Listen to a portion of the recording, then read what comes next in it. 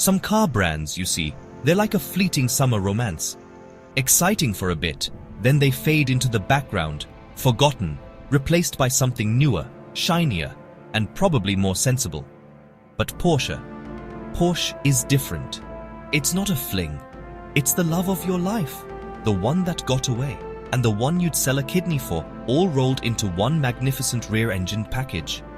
It's a name that doesn't just whisper speed, it bellows it from the top of a mountain pass, engine screaming, tires gripping for dear life. It is, to put it simply, a motoring institution.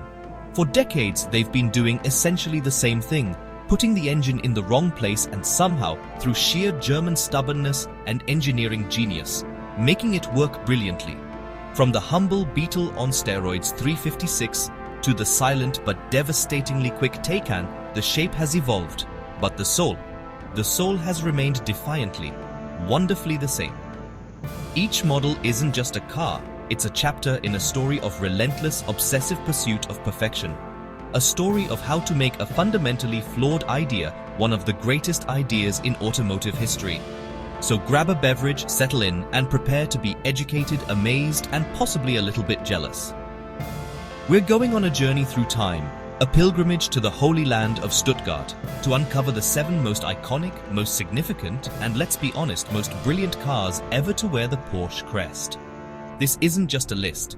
It's a testament to a legacy forged in the heat of motorsport and the fires of innovation.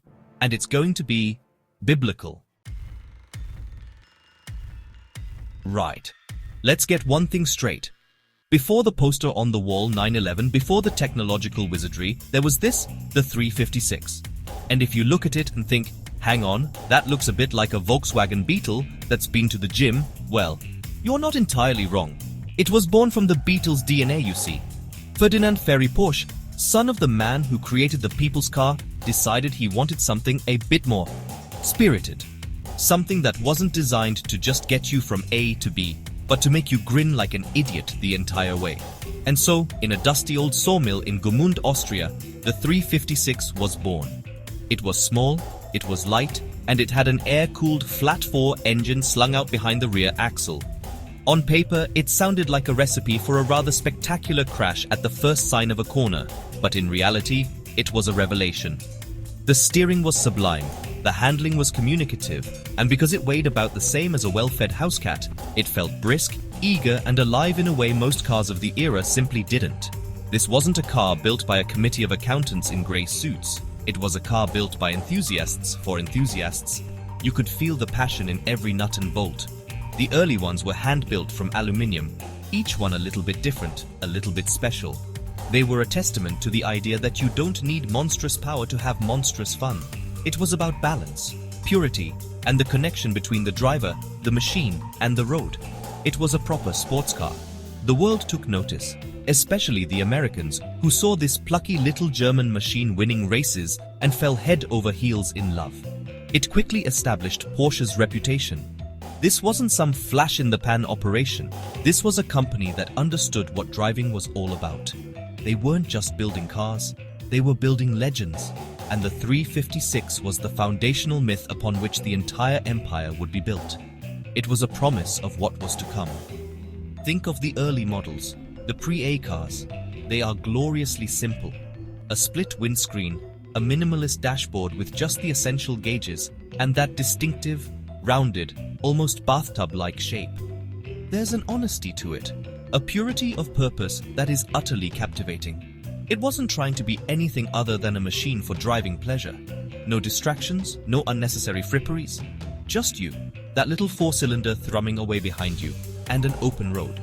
As production moved to Stuttgart, the car evolved. The split window became a bent window, then a single piece.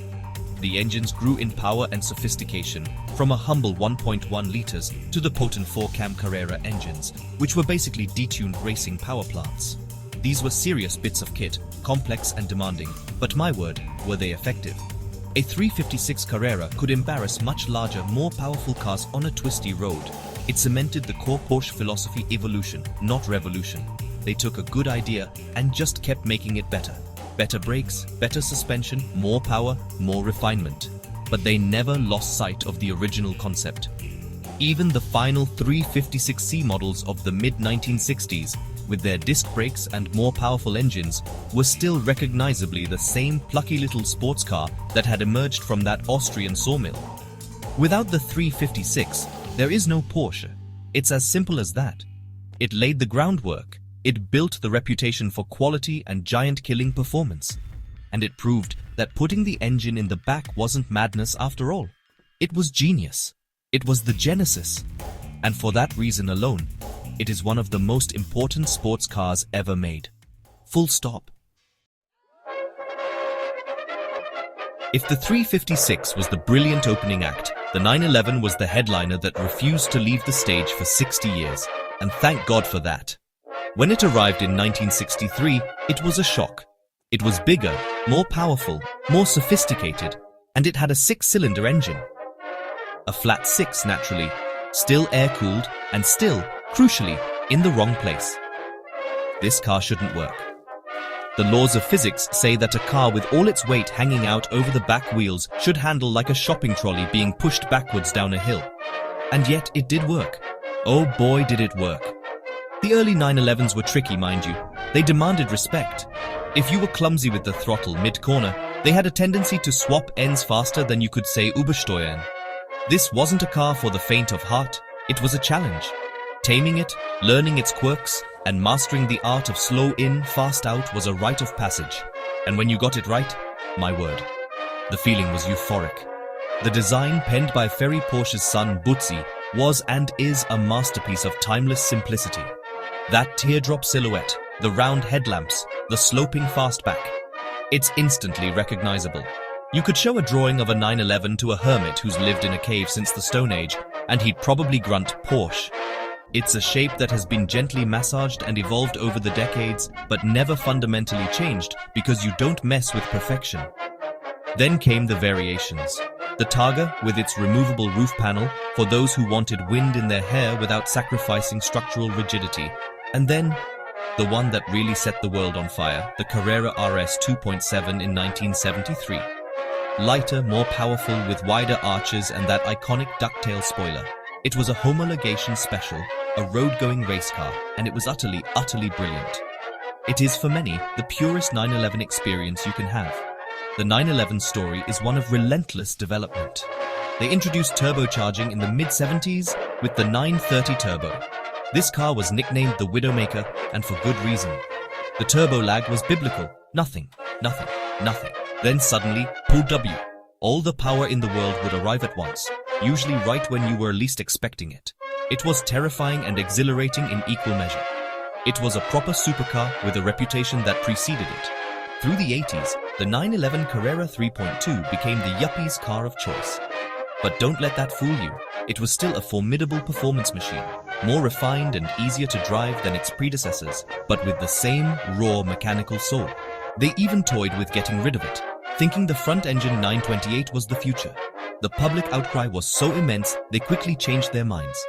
The 911 wasn't just a car anymore, it was part of the family. The 964 generation brought four-wheel drive and Tiptronic automatic gearboxes, making the car more accessible. Then the 993, the last of the air-cooled models, arrived and is now considered by many collectors to be the most beautiful and desirable of the modern classics. The move to water cooling with the 996 was controversial, to say the least. People moaned about the fried egg headlights and the loss of that distinctive air-cooled clatter, but it was a necessary step to meet emissions and performance targets. And look at it now.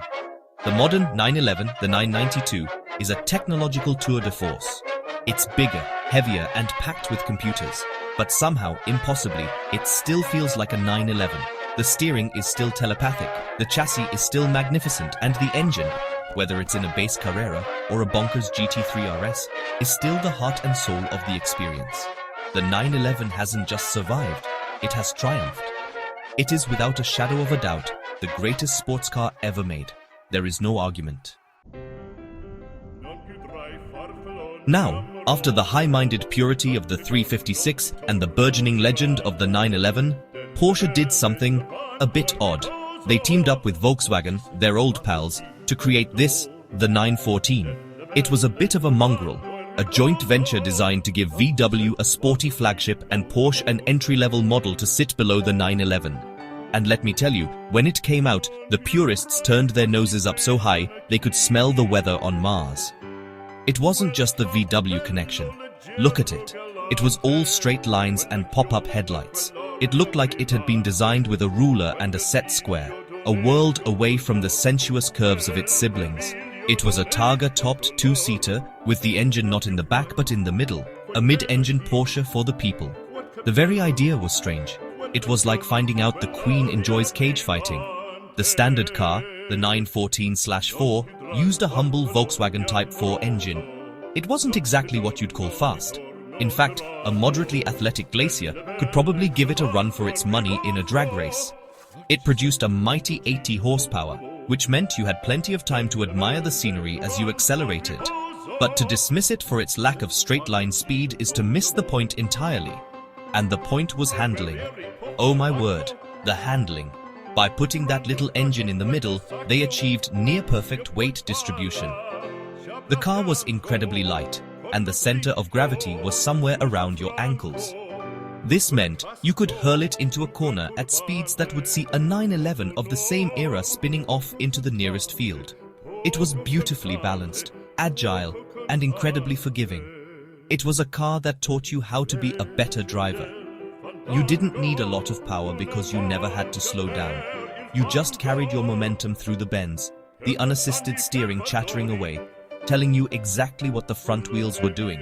It was a pure, unadulterated driving experience. It had two trunks, one in the front and one in the back, which made it surprisingly practical. The removable Targa top could be stowed in the rear trunk, meaning you could decide to go topless on a whim. Of course, Porsche being Porsche, they couldn't resist shoehorning a proper engine into it. Enter the 914/6. This magnificent beast used the 2.0-liter flat 6 from the entry-level 911T. Now we were talking. The sublime chassis was finally paired with an engine that could do it justice. It was a proper little pocket rocket, a giant killer in the making. Unfortunately, it was also hugely expensive to build, costing nearly as much as a 911, so very few were made. For years, the 914 was the unloved child of the Porsche family. It was cheap, it rusted if you so much as looked at it funny, and it was seen as not a real Porsche. But time has been very kind to the 914. People have started to appreciate its unique, quirky styling, and more importantly, its absolutely brilliant chassis dynamics. It represents a fascinating chapter in the Porsche story, a brave experiment in a different kind of sports car. Today, finding a good one is getting harder. The rust has claimed many, and prices for the best examples, especially the mythical 914/6, are climbing steadily. It's finally getting the recognition it deserves. It may have been the oddball, the collaboration that some wanted to forget, but the 914 proved that Porsche could master more than just the rear engine layout. It was a mid-engine marvel that was perhaps just a little too far ahead of its time. In the mid-1970s, the people running Porsche had a bit of a wobble. They looked at the 911 with its quirky handling and noisy air-cooled engine and thought, this can't possibly last forever. The future must be more sensible. So, they set out to build a replacement. A car that was luxurious, comfortable, fast, and most heretically of all, had its engine in the front. The result was this, the magnificent, misunderstood Porsche 928. This was a radical departure. It was a grand tourer, not a raw sports car. It was designed to cross continents at high speed and in absolute comfort. And under that long sloping bonnet was not a flat 6, but a proper honest-to-goodness water-cooled V8 engine. A Porsche with a V8. It was like finding out your vegetarian friend secretly eats kebabs. Honestly, it was a shock to the system, a complete rewriting of the Porsche rulebook. The design was space-age. It looked like a spaceship that had landed on the set of a 1970s sci-fi film. The pop-up headlights lay flush with the body when not in use. The bumpers were integrated seamlessly into the flowing lines. And the whole car had a smooth, organic, almost shark-like quality to it. There were no sharp edges, just beautiful aerodynamic curves. It was so forward-thinking that it won the European Car of the Year award in 1978, the only sports car ever to do so. Inside, it was a world away from the Spartan 911. It was dripping with leather and packed with futuristic gadgets. The instrument binnacle moved with the adjustable steering wheel, ensuring you could always see the gauges. It had air conditioning that actually worked, comfortable seats and enough room in the back for very small people with no legs, but the intention was there. This was a car you could genuinely use every day. But how did it drive? Brilliantly is the short answer.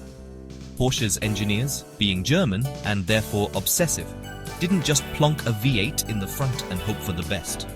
They mounted a transaxle at the rear to achieve perfect 50-50 weight distribution. They developed the Weissach axle, a clever bit of rear suspension geometry that counteracted the car's tendency to oversteer under braking. The result was a car that was incredibly stable, predictable, and devastatingly fast. It was the ultimate GT car. You could whisper along the Autobahn at 150 miles per hour, listening to the gentle burble of the V8, feeling completely serene and in control. It was less of a raw, visceral experience than the 911 and more of a sophisticated, muscular powerhouse. It was the iron fist in a very expensive velvet glove. It was the car that James Bond should have driven, but for some reason never did. Despite all this, it never quite achieved its primary mission to kill the 911. The Porsche faithful, a notoriously stubborn bunch, simply wouldn't have it. They saw the 928 as an imposter, a comfortable cruiser that lacked the raw mechanical soul of their beloved rear-engined hero. Sales were steady, but never spectacular. It was a car that was respected, but not truly loved in the same fanatical way as the 911. Production lasted for an incredible 18 years, with the car constantly evolving. The final GTS models from the early 90s had a 5.4-litre V8, producing 345 horsepower, and were truly formidable machines. Today, the 928 is enjoying a renaissance. People are finally looking past the fact that it isn't a 911 and appreciating it for what it is, one of the finest grand touring cars ever made. A brave, brilliant, and beautiful piece of engineering heresy. The technological terror, the 959. Every now and then a car company decides to stop messing about and show the world what it's really capable of. They throw every piece of technology, every mad idea, and a colossal mountain of money at a single project. The result is a halo car, a machine so advanced it redefines what's possible. In the mid-1980s, Porsche did exactly that, and the result was the 959. This wasn't just a car, it was a statement of intent. It was Porsche's moon landing. It started life as a Group B rally car project. Group B, if you don't remember, was the automotive equivalent of giving a toddler a stick of dynamite and a box of matches. The cars were insanely powerful, ludicrously fast, and utterly terrifying. Porsche wanted a piece of the action, so they took a 911 body shell, stretched it, pumped it full of steroids, and filled it with technology from the future. The result was something the world had never seen before. The engine was a masterpiece. It was a relatively small 2.85-litre flat-six, but it was bristling with technology. It had water-cooled cylinder heads and air-cooled barrels, a trick learned from their racing cars, and it had sequential twin turbochargers. One small turbo worked at low revs to eliminate lag, then a larger turbo kicked in at higher revs for a massive surge of power. The result was 444 horsepower, a colossal figure for the time, delivered with an almost lag-free response. But the power was only half the story. The really clever bit was how it put that power to the ground. The 959 had one of the most advanced all-wheel drive systems ever fitted to a road car. It was a computer-controlled system that could dynamically shift power between the front and rear axles depending on the conditions. In the dry, it would send most of the power to the back for that classic Porsche feel. In the wet or on loose surfaces, it would send more to the front for incredible traction. And it didn't stop there. It had adjustable ride height and damper settings, which you could change from inside the cabin. It had hollow-spoke magnesium wheels with a built-in tire pressure monitoring system, something that wouldn't become common for another 2 decades. The body panels weren't made of steel, but of lightweight aluminium and Kevlar composite. It was a technological tour de force, a glimpse into the 21st century, delivered in 1986. Tragically, Group B was cancelled before the 959 could properly compete in the World Rally Championship.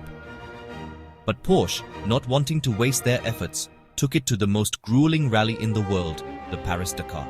And in 1986, against all odds, these high-tech supercars finished first, second, and sixth, proving the car's incredible capability and durability. It was a stunning victory that cemented the 959's legendary status. The road-going version, the one you could actually buy if you were obscenely wealthy and on Porsche's Christmas card list, was the fastest production car in the world. It could do 197 miles per hour. In the 1980s, it was a hypercar before the term had even been invented. It was mind-bogglingly complex and fantastically expensive to build. Porsche reportedly lost money on every single one they sold. But it was never about making a profit. The 959 was a rolling laboratory. The technology developed for it, the all-wheel drive system, the sequential turbocharging, the advanced aerodynamics would trickle down to future generations of the 911 and other Porsche models. It was an investment in the future. It showed the world that Porsche wasn't just about tradition, it was about pushing the boundaries of what was possible. It was and is a true automotive legend. The savior, the Boxster. By the early 1990s, Porsche was in a bit of a pickle. The company was in financial trouble. Sales were down, the model lineup was getting old, and the world was in a recession. They needed a hit, and they needed one badly. They needed a car that was affordable, desirable, and most importantly, a proper Porsche. Their answer, the car that arguably saved the company from oblivion, was this: the Boxster. The name itself was a clue to its genius, a combination of Boxer, for its flat-six engine, and Roadster, for its two-seater open-top layout. It was a return to Porsche's roots, a spiritual successor to the original 550 Spider and the 914. It was a mid-engined sports car, designed from the ground up to be fun. The concept car they showed in 1993 was a sensation. It was beautiful, perfectly proportioned, and everyone wanted one. When the production car arrived in 1996, it was a triumph. It retained most of the concept's stunning looks, and crucially, it delivered on its promise of driving pleasure. Like the 914 before it, the mid-engine layout gave it sublime balance and agility. It was a car you could dance with on a winding road, its chassis communicating every nuance of the surface, its steering light and precise. It was pure, unfiltered driving joy. To keep costs down, the Boxster shared many of its components, including its entire front end, doors and interior, with the then upcoming water-cooled 911, the 996. This was a brilliant piece of production engineering that made both cars financially viable. Of course, this led to some snobbery, with some 911 owners looking down on the Boxster as the poor man's Porsche. But anyone who actually drove one knew the truth. The truth was, on a tight, twisty road, a well-driven Boxster could keep up with, and sometimes even embarrass, its bigger, more expensive brother. It wasn't about outright power, it was about accessible performance and chassis brilliance. The 2.5-litre flat-six engine in the original model wasn't hugely powerful, but it made a glorious noise, especially with the roof down, and it loved to rev. It was more than enough to have a huge amount of fun. The Boxster was a massive commercial success. It flew out of showrooms and brought a whole new generation of customers to the brand.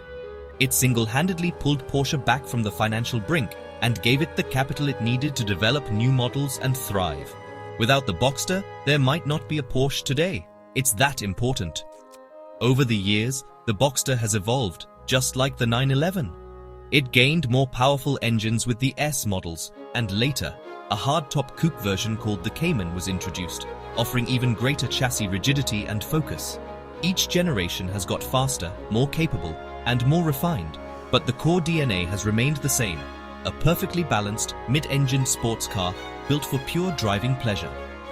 It may have started life as the entry-level model, the car that saved the company, but the Boxster, and its Cayman sibling, has carved out its own, very distinct identity. It's no longer in the 911's shadow. For many drivers, its mid-engine balance makes it the sweeter handling car. It's a testament to the fact that sometimes, to move forward, you have to look back at what made you great in the first place. The Boxster was Porsche rediscovering its soul. The silent revolution, the Taycan.